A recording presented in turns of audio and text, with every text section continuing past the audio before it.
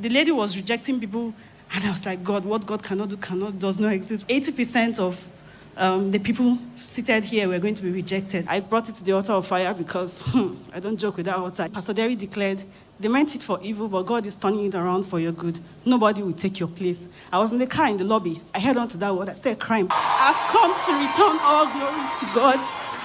I told God that when he answers me, I'll come back and share my testimony. What God cannot do. My name is Faye, and I'm privileged to serve in the protocol unit of Streams of Joy Abuja. I'm happy, excited to stand before God and the pastor over this commission, Pastor Jerry Eze, and God's people to testify of what God has done in my life. I've chronicled a couple of my testimonies, and I promised God that when he answered me, I will stand before men to share my testimony. Firstly, in 2023, I applied for a US visa. Prior to that, I had not even been to Cotonou, not talk of Benin. And then I knew how challenging it was to get US visas. So when we were sitting down in the lobby, the security guy casually said that 80% of the people seated here were going to be rejected. And I was like, oh God, me that I've not even gone anywhere. Okay, let's see how it goes. I held on to the word that came out from the altar on the 1st of New Month's prayers, September 2023. Pastor Jerry declared that before 14th of September, we're going to carry out mind-blowing testimonies. I held on to that word. Regardless of what they said, I said, okay, let's see how God does it. The lady was rejecting people, and I was like, God, what God cannot do does not exist. What God cannot do does not exist. I went to the lady, I explained why I needed to visit the US, and the next thing I heard was, Ma'am, your visit has been approved. Jesus. I was so excited, and I was like, God, thank you. That was number one. Secondly, in 2024, I trusted God for career breakthrough. I was in Lagos, and I needed to relocate back to Streams of Joy because I missed 7 in the unit.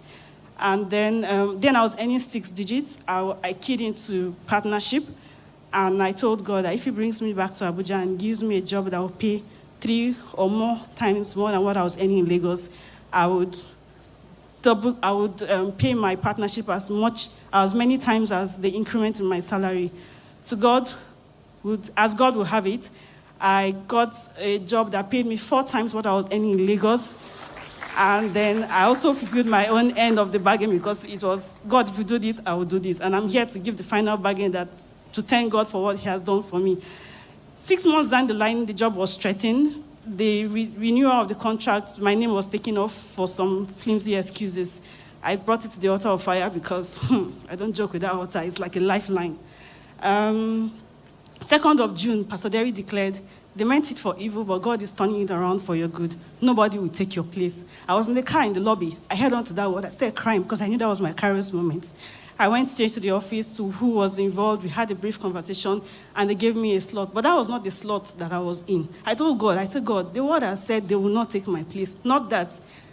So the next day when my contract came out, it came out in the role that I was in before they took off my name to the glory and praise of his name. Lastly, my all-by-God testimony. Last year, August, I was asking God, okay, what next after this contract? And then I was led to apply for a master's in Canada. We know how expensive studying abroad is, especially Canada. So I downloaded the pictures of these universities I wanted to get admission from so that I would make a choice, and also wrote as a caption that I wanted to be sponsored or on scholarship. And to the glory of God, my sponsor has paid my first tuition, which is $18,500. My visa has been approved, and that of my dependents. And this is my last Sunday in Abuja. I've come to return all glory to God. I told God that when he answers me, I'll come back and share my testimony. God has done so much for me. Like I said before, NSPPD is my lifeline. Any challenge, as long as it's a challenge and I cannot answer it myself, I write it. I download pictures, send email. I said, God, you must answer me. And he has done it. 90% of my prayer lists are all cleared now because God has seen me through. I've come to return all glory to God. Pastor Jerry, thank you so much for always standing in the gap for us. The oil on your head will never run dry. God bless you. I'll miss everyone, but I will try to stay in touch. Yes.